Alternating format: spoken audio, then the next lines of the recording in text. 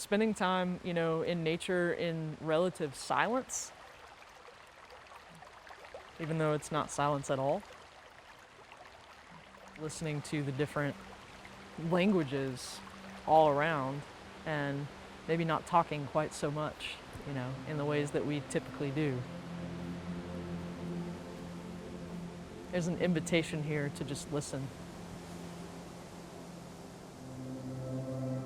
I can't even imagine, the people that have experienced it over the course of maybe the past 150 years. They were Indians, they were miners, they were railroad construction folks, cults, motorcycle gangs. I can't know what everybody experienced, but I know that they came here for a purpose. The Appalachian Mountains are the oldest mountains we have in the United States. They date back to almost 400 million years ago. Here in the southeast, it's been relatively stable, both climate and geology, for hundreds of millions of years. This region was occupied by American Indians for thousands of years. There's evidence in the Chattanooga area from more than 12,000 years ago. American Indians traveled extensively over this terrain and would have found this natural water course as it would have been thousands of years ago. One account has the origin of this site's name from the American Indian language of Lula Falls or Lula Lake, Indian for lake on the mountain.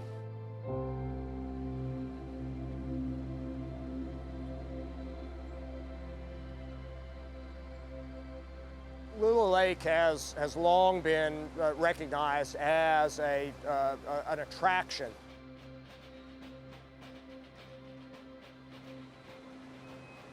I've always been aware of the Civil War connections associated with Lula Lake, a popular tourist attraction even by the time of the Civil War.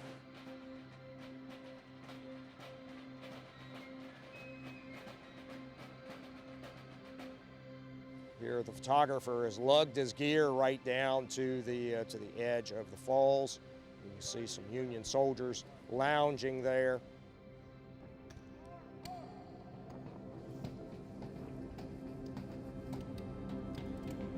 And here's a view taken from the top of the big falls, the water cascading over the edge.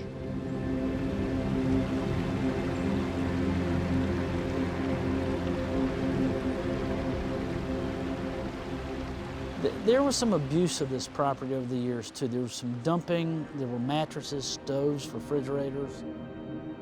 In the 60s and 70s and early 80s, a lot of rowdy folks came down here and threw parties. You'd see cars that were, strung out down below Insurance Bluff. You'd see tires where we're sitting right now. At that time, Chattanooga was one of the most polluted places in the country. I remember as a little boy driving down the mountain in the late 60s in the back of my mother's car into a bronze cloud, and you could taste the sulfur, the metallic. We've seen a lot of revitalization, a lot of pollution control taking place since then. For Lula Lake, our primary focus is the Rock Creek watershed that you're seeing here and the Bear Creek watershed that drains through Cloudland Canyon. In both of those cases, the water goes down into the Chattanooga drinking water supply. All life needs water, and humans need clean water too. Globally, there is a freshwater crisis. We have 7.5 billion people now, and most of them do not have the necessary fresh water every day to live a healthy life. Aquatic ecosystems, they're an ecological service that pretty much cleans our water for us. And as more and more of those species disappear, the ecosystem gets weaker and weaker. And eventually, I don't know when it is, but you'll pull out that one last species and the ecosystem's going to collapse. It's an uphill battle for them trying to deal with all the stuff humans bring with them. That's what land trusts do. They keep development out of the watershed and keep forests there.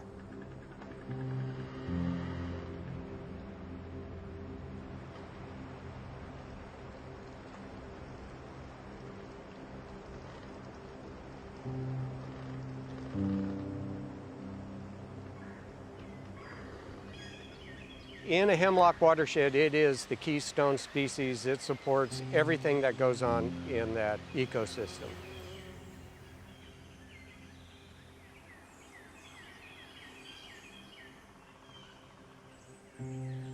The threat to our southeastern and all of the eastern hemlock range is hemlock woolly adelgid. It was introduced in 1951 in Richmond, Virginia. From Japan is the best they can figure.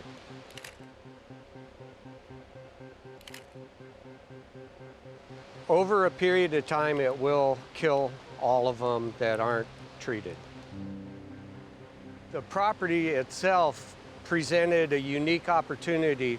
We got up here and found hemlock trees that weren't infested, which allowed us to do this new experiment where we mixed the chemical control and the biological control.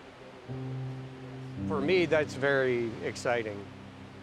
You can make them come back. I think that we're going to have to fight for our ecosystem. And I think it's more important than just about any of the other stuff that people seem to be willing to fight for.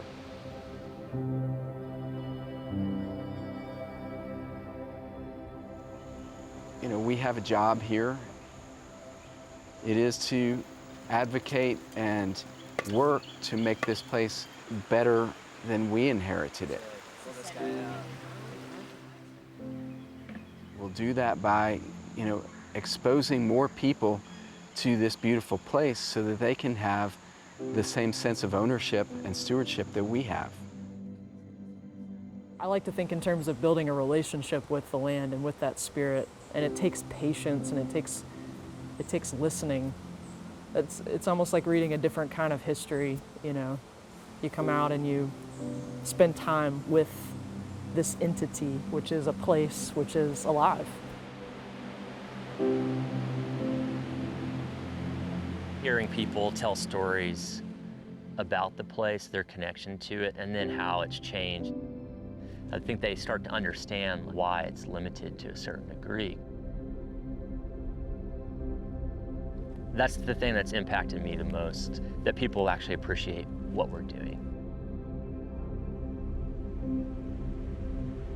To realize that people have been coming here for hundreds of years, I think only helps to add to that sense that this has always been a recognized and noteworthy place. In some ways, I think I'm literally following in the footsteps of that Civil War generation that I'm mostly interested in by coming here myself. This is a place, I think, that can allow you that connection.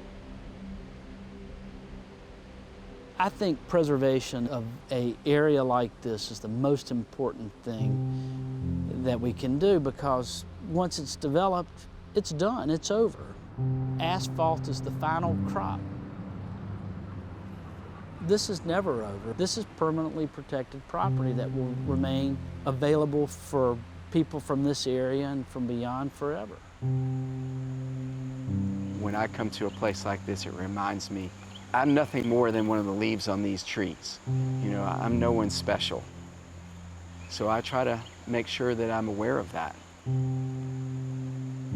I will not always be here, but this place will be.